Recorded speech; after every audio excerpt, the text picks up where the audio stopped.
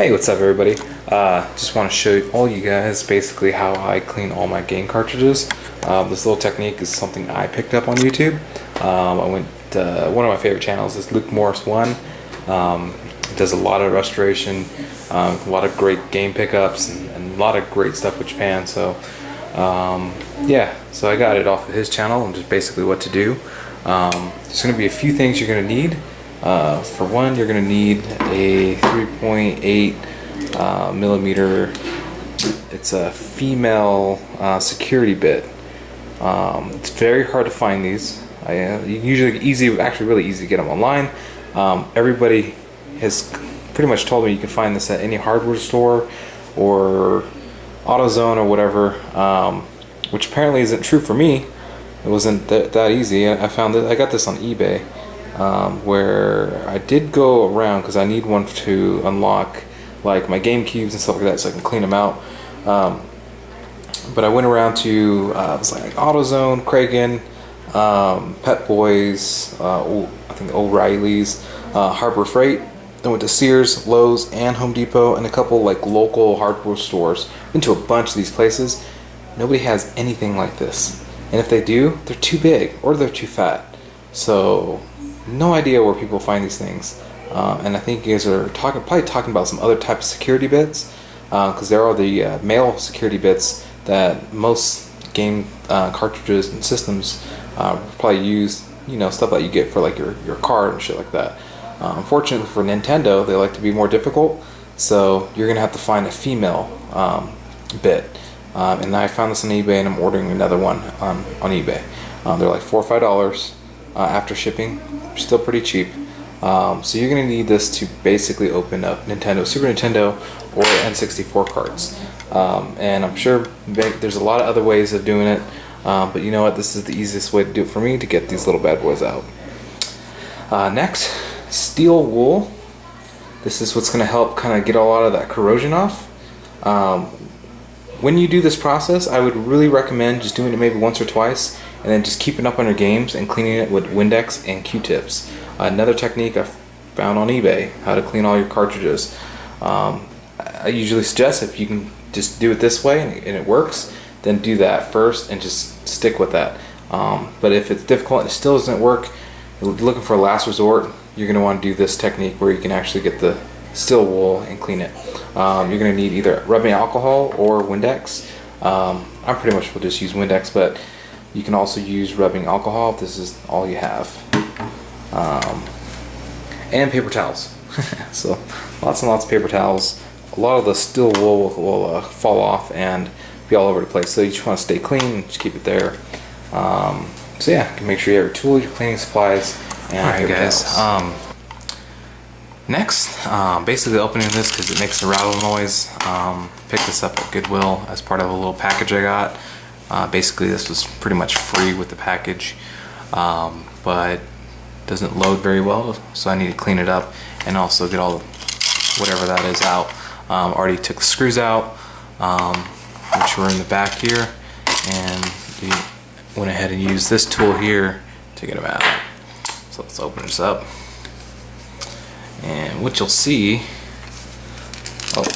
here's the broken plastic piece that was making that rattling noise, which went here, which helps kind of keep stuff in place. I just throw that away. Alright, now that we have this open, what we're going to do is pretty much get the steel wool and clean this stuff up here. I don't know if it's really easy to see, but you can see like really dark lines in here. It's pretty dirty. It's really hard for the camera to pick it up. But just going to scratch it off so that it's pretty clean, and then use some rubbing alcohol to clean up the stuff from this guy here, steel wool.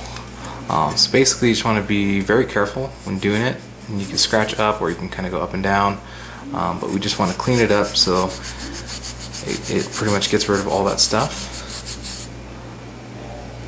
And to keep going, to basically most of that stuff is removed, and if not all of it's gone, it's fine. This is definitely going to help pretty much fire up your video games like right away. Clean this part here. You gotta be careful. You only want to do this process maybe once or twice, because you could probably ruin these things here if you do it too much. Okay, you can just do backside.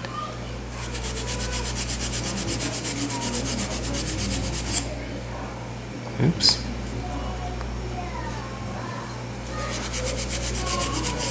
It's pretty simple. You're just really cleaning these contacts, kind of resurfacing them up, scratching off all the dirt. But it works. I've already done this several times and it does work perfectly. Steel wool itself, you get it at any hardware store and it probably costs you for a big pack. You can even get it at Walmart. It costs you like $2-3 bucks. It's really cheap. So this is a pretty cheap way to get your games clean. A little bit of investment when you have to buy the tools and stuff, but it's worth it because then they do fire up perfectly. You never have a problem. Alright, so pretty much scratched all the crap off of there. Now we just want to clean all the dirt off from all this stuff here, all the little debris and or whatever, all the stuff off. So I'm just going to flip this around, get some of these and some Windex, and we're almost done. Alright, so you just want to clean these areas up.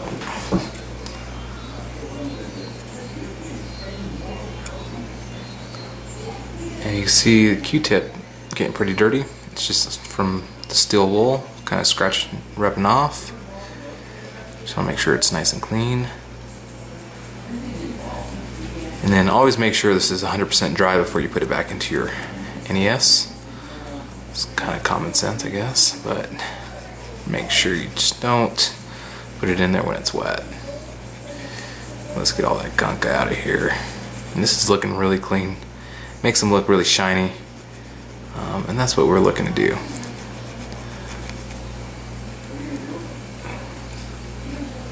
Alright.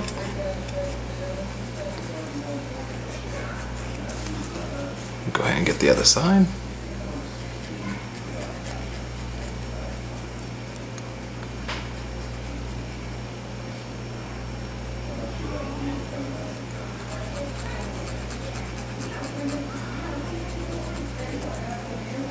Wow, yeah, this looks really good. Extremely clean, extremely happy. Make sure it gets dry. Okay. Alright, and then the next thing you gotta do is pretty much pop it back on, screw the screws back in, and then go test it out. Okay, so let's go ahead and put those screws back in here. And just drop them in, tighten them all up.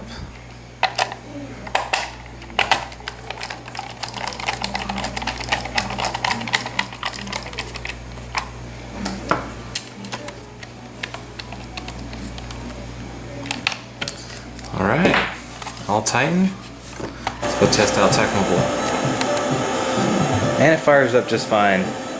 Actually messed up. I had the board in backwards and I pop it in and turn it on and it did not work. And I was like, oh my god, I just ruined this game. What am I doing? That's right, 49ers. And I probably put it in backwards, what I thought. So I checked it out and I did. Fixed it. Again, popped it in and it fired up right away. So it's pretty much like, and that's my way, pretty much how I clean all my NES games along with all my Super Nintendo and N64 games when they pretty much do not fire up at all. If you're able to clean the contacts off easily with some steel wool, then that would help. Again, you probably don't even need to open it up if you can get some wool in there and just scratch at the contacts that are going to get touched, but opening up makes you see it a lot easier, you know, and make sure you don't really mess anything up. But anyways guys, thanks for watching this little quick video. Till next time, you guys have a good one.